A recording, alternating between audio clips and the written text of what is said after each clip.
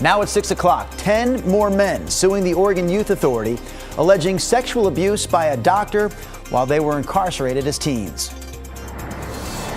And the Clark County Sheriff's Office says a deputy stabbed and killed a suspect during an altercation several hours ago.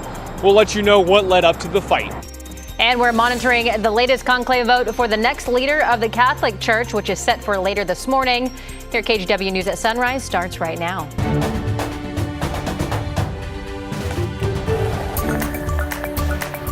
Good morning and happy Thursday to you. I'm China Green. And I'm Drew Carney. Almost my favorite day of the week. Almost. Monday. Monday. No, Friday. Friday's tomorrow, gang. But let's, Rodney Hill, talk about the Thursday forecast for starters. We'll have a couple of good days coming. It's going to be great today. It's going to be great tomorrow. Good morning, everybody. No rain chance today. The winds that kicked up late yesterday, especially out through the gorge, those have at least eased. Still some 20-mile-per-hour gusts out that direction toward Hood River this morning.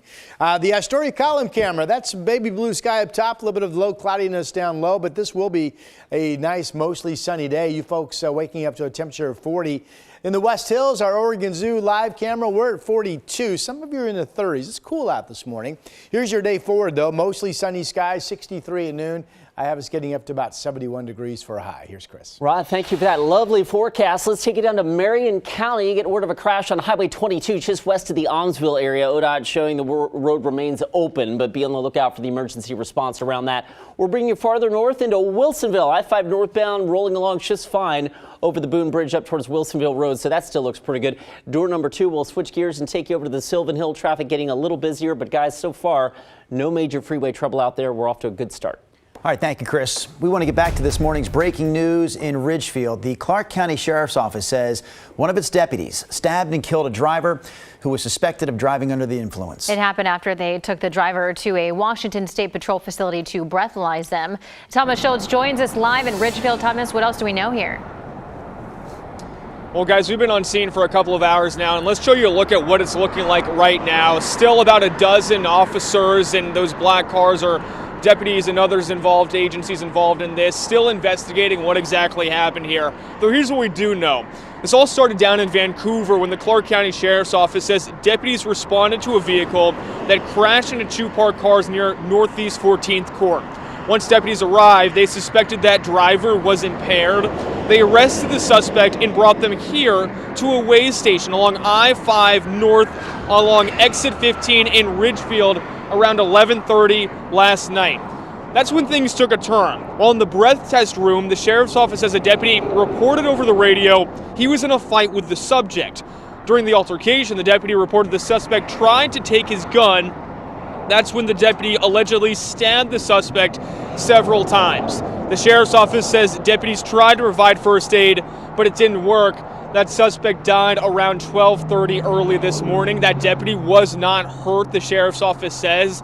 That deputy is also now on administrative leave. That's standard protocol in incidents like this one. We just spoke to an investigator a little while ago who just arrived on scene.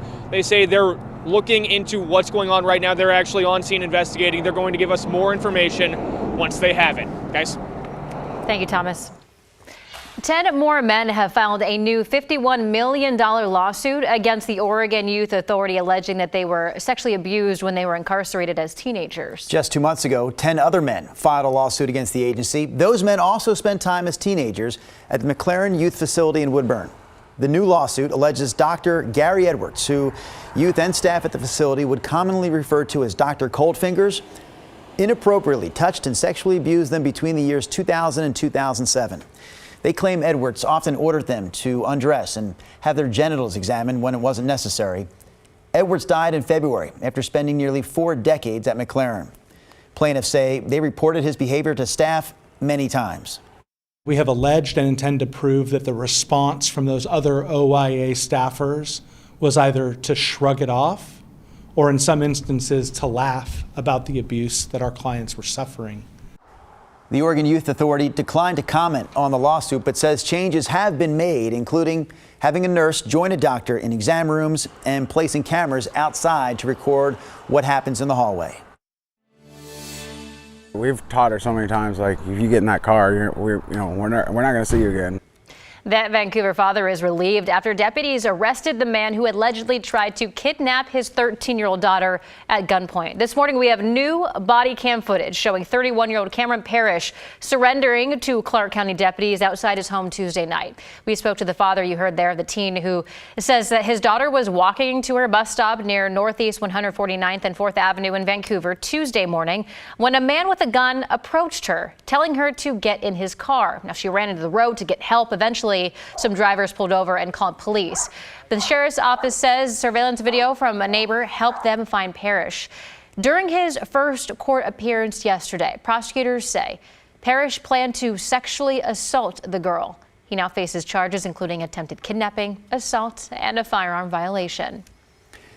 City councilors have had their first chance to weigh in on Portland Mayor Keith Wilson's new budget proposal as the city aims to deal with this $93 million budget deficit. Now, part of the mayor's proposal includes a list of increased fees. Sunrise reporter Ashley Grahams joins us in the newsroom to break this down for us. Good morning, Ashley. Yeah, Drew, China, good morning. These increased fees apply to things many Portlanders use each week, like parking meters, Uber rides, and for golfers, greens fees. In Mayor Keith Wilson's proposal, event parking at Providence Park would increase from $5 to $7 an hour and from $3 to $5 at the Moda Center and convention centers. The mayor also proposed increasing hourly parking meter rates by 25% in each district. All would raise the city about $6.8 million in new revenue. For those who get around by Uber and Lyft, the mayor proposed doubling the current 65-cent surcharge to $1.30.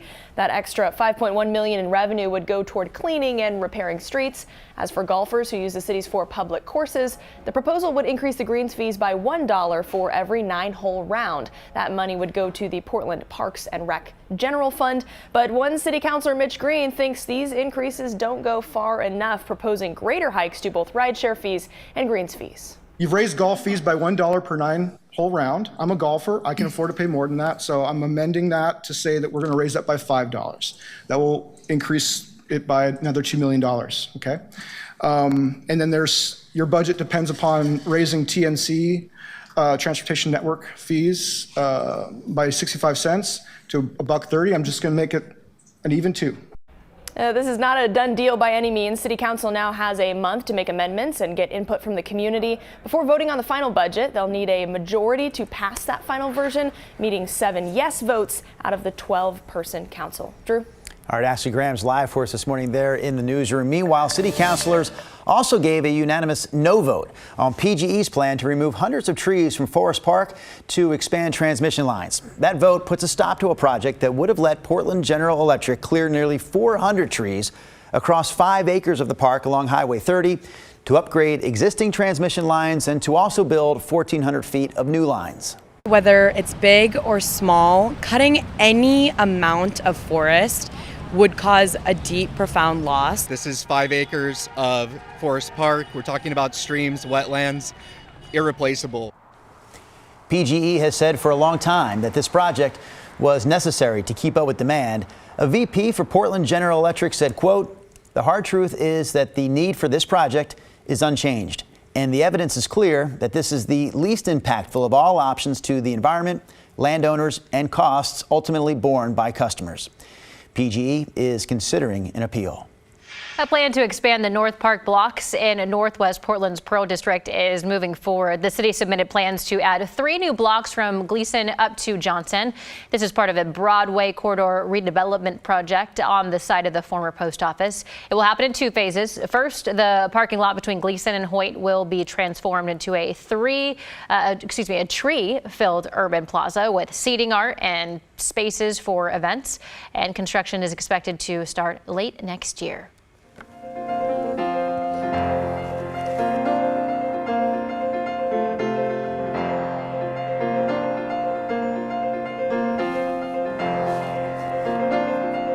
Before we get to Rod here, how about a little music on your Thursday morning? That is Portland piano man Michael Allen Harrison, who's putting on his final 10 Grands concerts this weekend. 25 years of shows wraps up this weekend at the Reeser in Beaverton. Again, a live look this morning as Michael works out. I can't believe anyone can play this well at 6:10 in the morning, Rod Hill. But Michael Allen Harrison getting the job done for us on this Thursday. Again, his concerts are this weekend. We'll have a full preview coming your way at 6:45. I'm going to look at you and listen to him, and eventually I know Rod will take over here. No, I'm going to sit here and listen to the music as long as it keeps going. So when our director Brian wants me to start. You know, real quickly, Rod, I was talking to Michael last week at that very studio, and he said he basically called that like the Babe Ruth of pianos. That piano he plays right there, it's a Bosendorfer or a Bosendorfer or something. I forget the official name of it, but he basically said it's like the grand of all grands. Yes. We are not musically inclined over here at all. I used to have a kazoo. I don't know where it went. I was good at that kazoo. Yes, I was.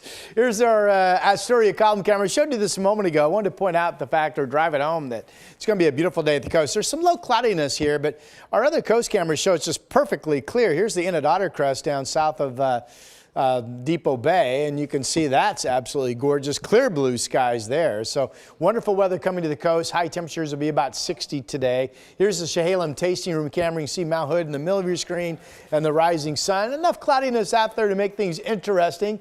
In terms of the view, 38 degrees out in Sherwood. That is part of our #1 story at this hour. It's 37 in Forest Grove and Scappoose.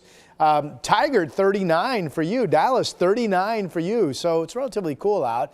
It's a great day though coming up. Winds will be generally light, and here's the temperature marks. This shows 60 at noon and 63 at 1 o'clock. Forecast map is all dry, and if you get away from the coast, it's near 70 or up into the 70s. All areas. There's John Day. Good morning to you folks. 75 degrees expected. And here's our 7 day. There's one new tweak to it. 71 today, about 80 tomorrow. The tweak is Saturday. Mainly dry. There is now a shower chance on Saturday. It's the day that cooler weather starts to move in, and we set up the pattern that will bring likely showers on Mother's Day, increasing during the day, and likely showers on Monday. Both days only about 60 or 62 for a high, and that is your forecast.